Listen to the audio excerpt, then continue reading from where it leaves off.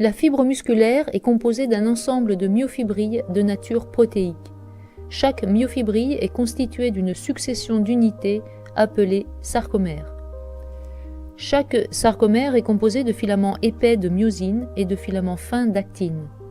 C'est le glissement des filaments fins par rapport aux myofilaments épais qui entraîne le raccourcissement du sarcomère et donc du muscle.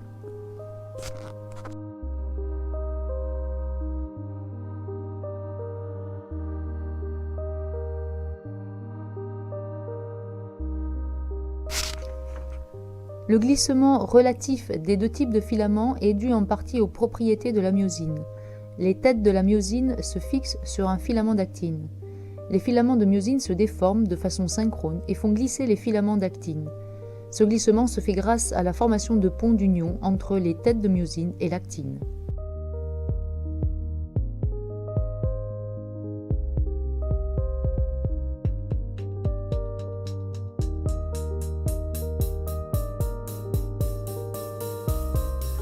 Lorsqu'une tête de myosine fixe de l'ATP, elle catalyse l'hydrolyse de l'ATP, ce qui fournit l'énergie nécessaire à l'activation de la tête qui change d'orientation. Les têtes de myosine activées forment des ponts d'union avec l'actine. Le complexe actine-myosine libère les produits de l'hydrolyse de l'ATP, ce qui s'accompagne d'un retour de la tête à sa position de repos. C'est le coup de rame qui provoque le mouvement relatif des filaments. La fixation d'une nouvelle molécule d'ATP entraîne la dissociation du complexe actine-myosine. Un autre cycle peut commencer. Si l'ATP n'est pas renouvelé, les têtes de myosine ne se détachent pas de l'actine et la myofibrille reste contractée. Ainsi, lors de la contraction musculaire, de l'énergie chimique sous forme d'ATP est convertie en énergie mécanique au niveau de chaque sarcomère.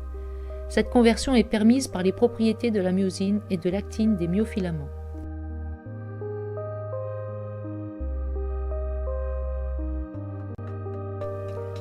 Les ions calcium interviennent dans le cycle de contraction.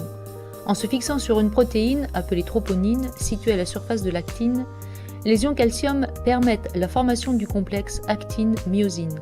En l'absence d'ions Ca2+, les ponts d'union ne peuvent s'établir.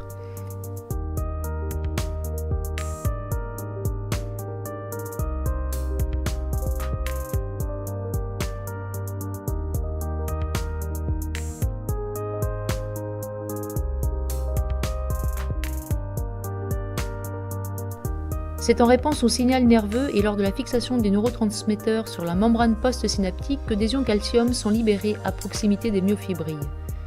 Les ions calcium jouent donc aussi un rôle important lors de la contraction musculaire.